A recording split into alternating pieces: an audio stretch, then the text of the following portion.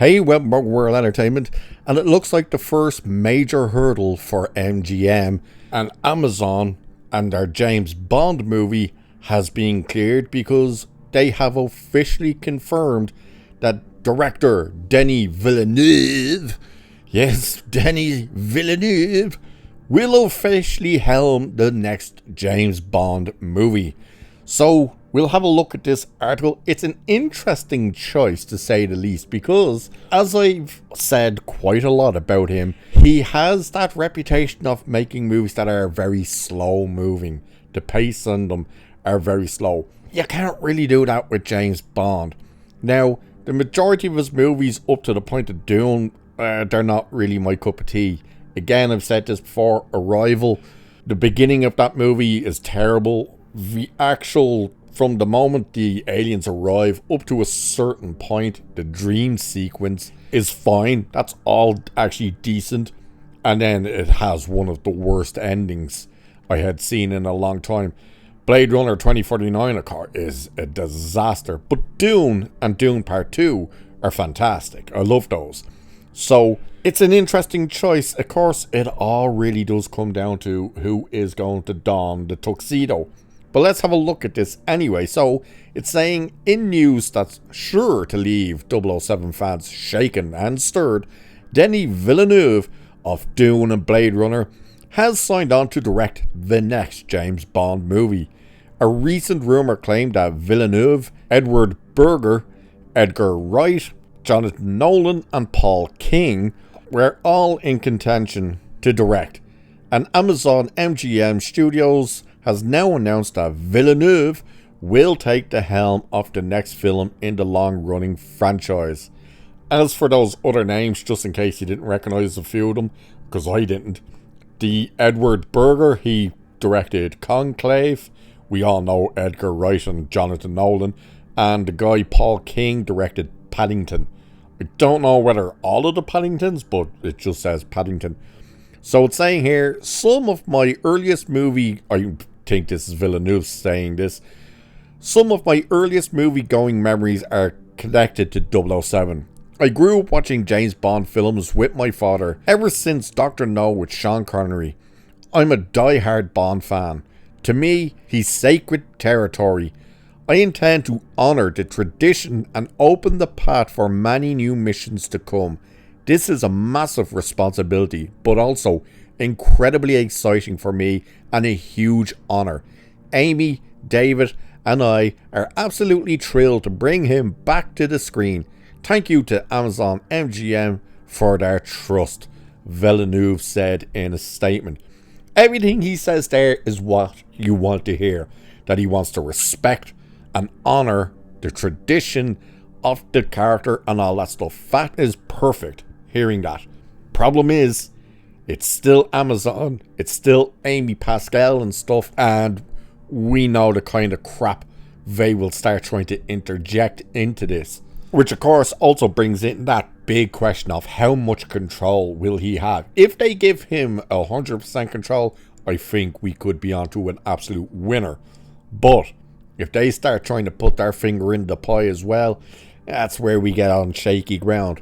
But it says here anyway, Mike Hopkins, head of Prime Video and Amazon MGM Studios, this is the guy I believe who pretty much took over for Jennifer Sulky, added, "We are honoured that Denis has agreed to direct James Bond's next chapter. He is a cinematic master whose filmography speaks for itself. From Blade Runner 2049 to Arrival to the Dune films, he has delivered compelling worlds, dynamic visuals, complex characters, and, most importantly, the immersive storytelling that global audiences yearn to experience in theatres.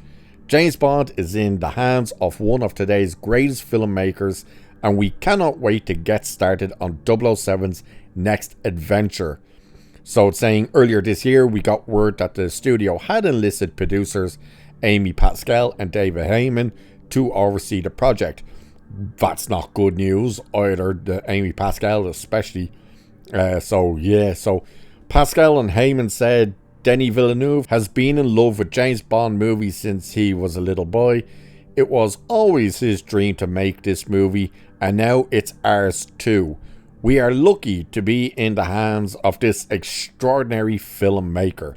So Villeneuve will also serve as executive producer alongside Tanya Lapanette, I think is how you pronounce it.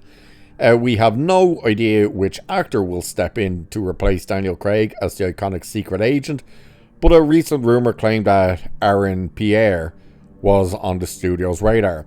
Hopefully that doesn't happen. Not that he's not a good actor or anything, but James Bond is not black. Get over it, people. But the question now, of course, is as well, what do they do with this movie? In terms of, like, where do they set it? What do they do with it? Personally, and I think you've heard a lot of people saying this, and I think it is the real way to go, is set it back in the 60s. Put it back into the Cold War and stuff like that, where you can really dig. Plus, you can truly have James Bond be the character of James Bond that Ian Fleming wrote. You don't have to start doing all this without catering to the modern audience, you know, the thing that doesn't exist, where, oh, he has to be this way because, you know, you can't, like, pat a woman on her bottom in a certain situation where it's like James Bond was a womanizer. He's a man's man. You know, every woman wants to be with him, every man wants to be him, that type of thing. If you go back to that, perfect.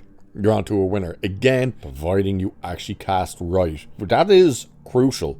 Regardless of whether or not they go, oh, we're going to actually do it like a period piece and it's going to be set back in the 60s or whatever. It all comes down to who you cast as James Bond. That is just as important as the director. It's also just as important as who the writers are going to be. Now, how much involvement will Denis Villeneuve have regarding the story? Like, will he actually be there hands-on, basically, to say, let's do this or let's do that? That'll be interesting to see what the story is with that. Will he have some say in who gets cast as James Bond? Now, one name that I think people will start, at least jokingly, start saying, because he obviously has worked with Villeneuve, is Timothée Chalamet. No. They're just no. But you know those kind of conversations are going to start getting floated about. He needs to be basically your true British character. Needs to be white. Don't care whether people get offended by that and stuff. He needs to be white because he's a white character. It'll be interesting to see if they give him the scar this time. It's the one thing they never did in the movies, but it'll be interesting to see if they do the scar on the face. But again, they now have the director in place. Next stage, writer, and of course, the most important stage, the actor. And then finding out where and how they plan to put this movie. Do they set it in the 60s in the Cold War? Do they set it now? Is it going to be linked at all to the previous movies, or is it a full-on start? Like, and what I mean by that is, like, are they going to turn around and say, oh, somehow he survived getting blown to pieces by like 50 missiles? We'll find out, I'm sure, soon enough. Now that the director is there, I think things will start moving quite quickly with this. So, with that, let us know what you think of Denis Villeneuve being put in charge of James Bond. Like, share, subscribe, all that good stuff. Cheers, and I will catch you in the next one.